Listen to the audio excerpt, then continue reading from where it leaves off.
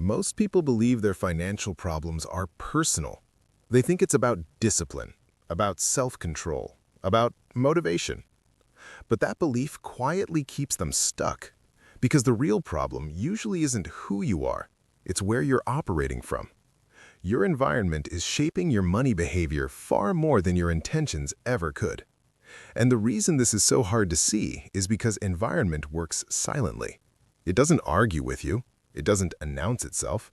It simply nudges you, over and over, in predictable directions, until those directions feel like who you are. Let's start with a hard truth. If willpower worked, it would have worked by now. Most people watching this already know what they should do. Save more, spend less, invest consistently, avoid emotional decisions. Yet knowledge hasn't translated into stability. That's not a personal failure. It's a design failure. Human behavior follows the path of least resistance. Always has. Always will. Your brain evolved to conserve energy, not optimize finances. So it doesn't ask, what's the smartest decision? It asks, what's the easiest right now? And your environment answers that question constantly.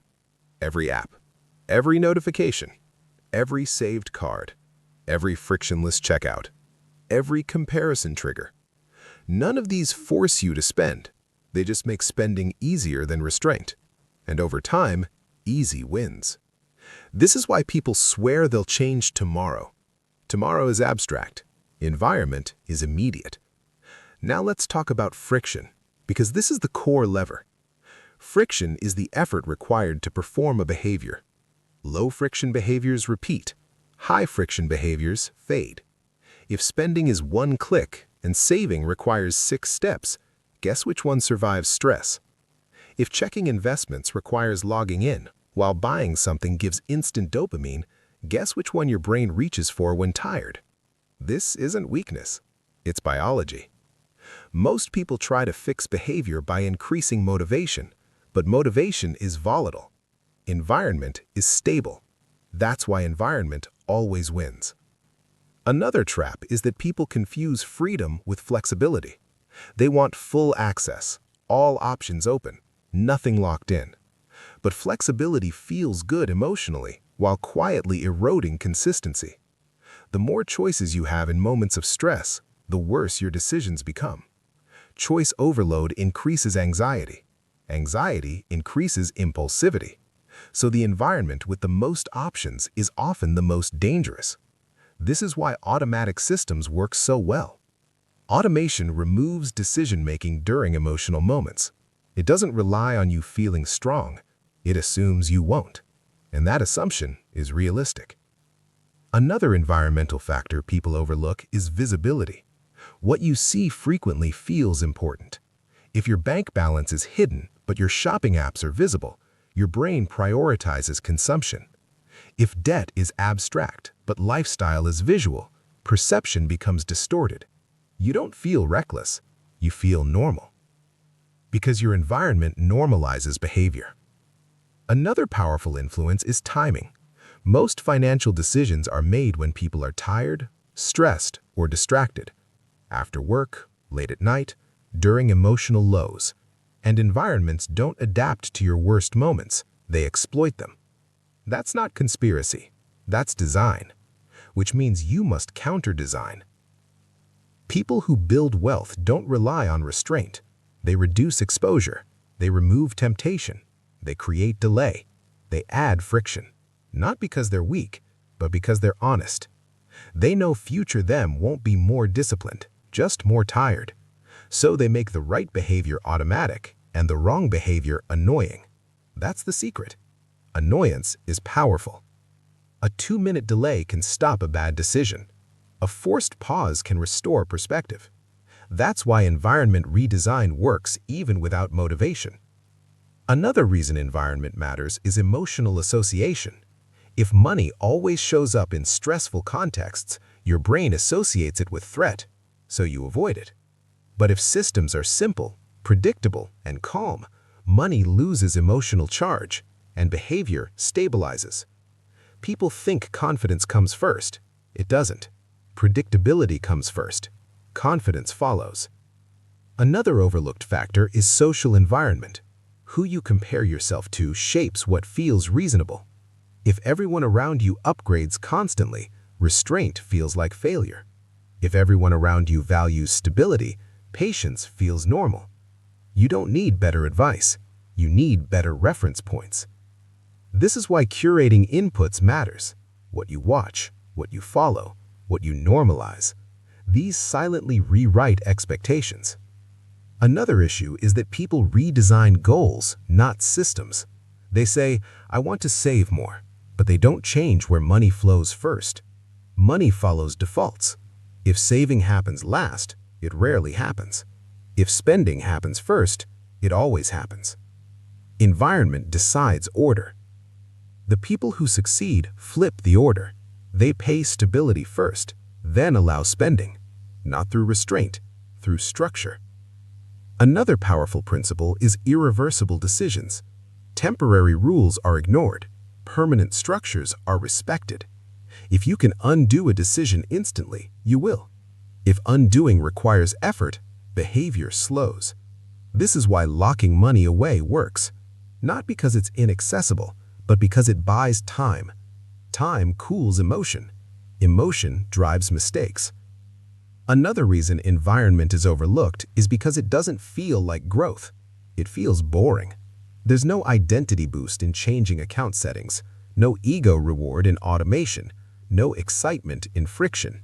But boredom is where consistency lives. People chase motivation because it feels like progress, but progress rarely feels exciting. It feels quiet, uneventful, predictable. That's how systems work. Now here's the most important shift. Stop asking, how do I become more disciplined? Start asking, how do I make discipline unnecessary?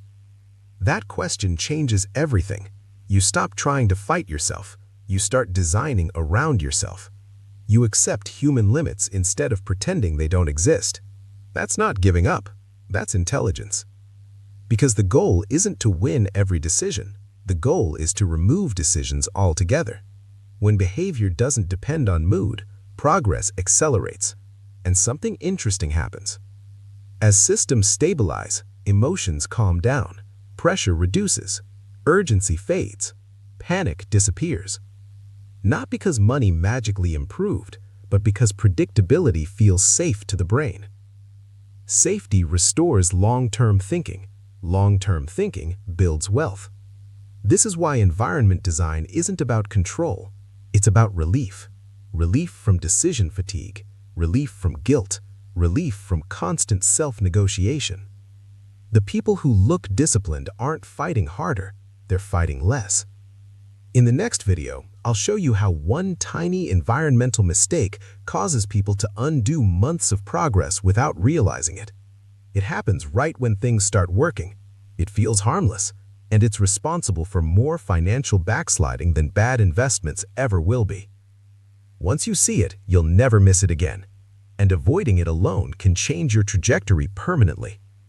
And here's the part most people don't expect. Once your environment starts working for you, discomfort doesn't disappear. It just changes shape.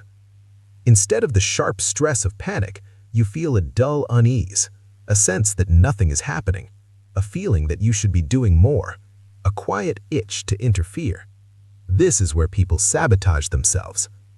Because the brain is addicted to feedback. When action produces visible reaction, it feels meaningful. When systems work quietly, the brain gets bored. Boredom feels like stagnation, and stagnation feels dangerous. So people intervene. They check accounts obsessively. They tweak strategies constantly. They chase optimization, not because it's needed, but because silence feels wrong. This is one of the most expensive emotional mistakes people make. They mistake calm for lack of progress, but calm is exactly what progress feels like when it's real. Another environmental trap is overexposure to noise. News, market commentary, social media success stories. These environments reintroduce volatility. Even with good systems, constant noise destabilizes emotion. Emotion destabilizes behavior. This is why the people who win long-term consume less information, not more. They don't stay updated, they stay consistent. Another subtle mistake is rebuilding friction accidentally. People set up good systems, then remove the friction that made them work. They add convenience, they streamline, they optimize, and slowly the old behaviors creep back in. Convenience isn't neutral. Convenience amplifies whatever behavior it touches. So be careful what you make easy. Another reason people struggle is that they design environments for their best days. They assume energy, they assume clarity, they assume motivation. But systems need to work on bad days. Bad days are when money damage happens. Design for exhaustion. Design for stress. Design for distraction. That's where systems prove themselves. Another key shift is redefining success. Most people define success as feeling confident, but confidence is emotional. It fluctuates. Stability is structural. When you redefine success as stability, you stop chasing feelings. You start protecting structure, and protection is easier than motivation. Another overlooked environmental influence is identity cues. If your environment reflects scarcity, urgency stays high. If it reflects stability, calm increases. Simple cues matter. Clear balances, predictable schedules, visible progress markers. These reduce threat perception. Threat drives impulsivity. Lower threat restores patience. This is why minimalism often improves finances, not because less is morally better, but because less reduces cognitive load. Lower load improves decisions. Another trap is believing systems remove freedom. They don't. They remove chaos. Chaos feels like freedom until consequences arrive. Systems create predictable freedom. You know what's safe. You know what's allocated. You know what's available. That clarity feels boring at first. Then it feels peaceful.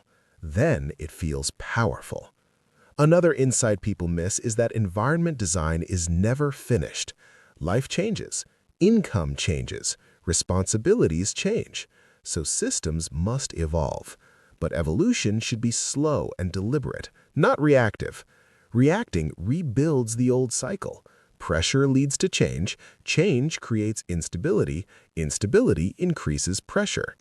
Intentional updates prevent that. Another reason environment matters is memory.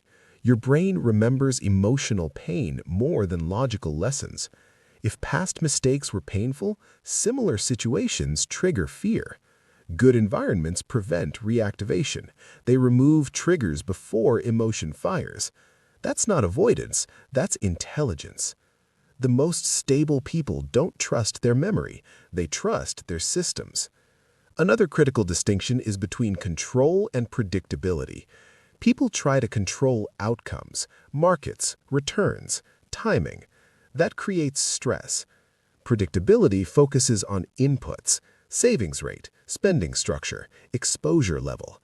Inputs are controllable, outcomes are not. Environment anchors inputs. Another quiet benefit of environment design is identity repair. When behavior improves without struggle, self-trust returns. You stop seeing yourself as broken. You stop narrating failure. That identity shift matters because identity influences future decisions. When you trust yourself, you act differently. And trust grows from consistency, not intensity. One final insight. The reason environment design feels uncomfortable at first is because it removes excuses. When behavior is automated, results are visible. You can't tell yourself you're about to start. You're either progressing or not. That clarity forces honesty, and honesty can be uncomfortable, but clarity is the fastest path to improvement. Another subtle trap is mistaking complexity for sophistication. People add layers, they add tools, they add strategies, not because it helps, but because complexity feels smart. Simple systems feel childish, but simplicity scales. Complexity collapses under stress. The more moving parts a system has, the more points of failure it contains. Environment design favors robustness, not elegance. Another overlooked influence is emotional association with effort. If effort has always been rewarded with relief, people seek effort. They like to do something. But effort isn't always productive. Sometimes the best move is to not intervene. That feels wrong. It feels lazy. But restraint is a skill, and environment design trains restraint by removing opportunities to overact. Another reason people resist systems is fear of permanence. They worry about locking themselves into the wrong path, so they avoid commitment. But the absence of structure is also a commitment. It's a commitment to drift. Drift feels flexible, but it compounds unpredictably. Structure can always be adjusted. Drift can't be steered. Another important point is that environment design reduces emotional spikes. Less volatility means fewer highs and lows, and some people are attached to the highs. They associate excitement with meaning, so calm feels empty. But emptiness is where compounding lives. Excitement interrupts. Calm accumulates. Another thing environment design does is change time perception. When systems are stable, time feels slower. Progress feels delayed. This triggers impatience. But impatience is a sign that expectations are misaligned, not that systems are broken. Time is the ingredient most people underestimate. They expect emotional feedback to match financial reality. It never does. Another reason environment matters is habit layering. Once one behavior stabilizes, it makes the next easier. Saving becomes normal. Tracking becomes neutral. Investing becomes routine. But if the first layer is unstable, everything above it collapses. This is why people fail when they start too aggressively. They try to change everything at once. Environment design is sequential, one stable layer at a time. Another powerful effect of environment design is that it reduces self-talk. When decisions disappear, inner dialogue quiets.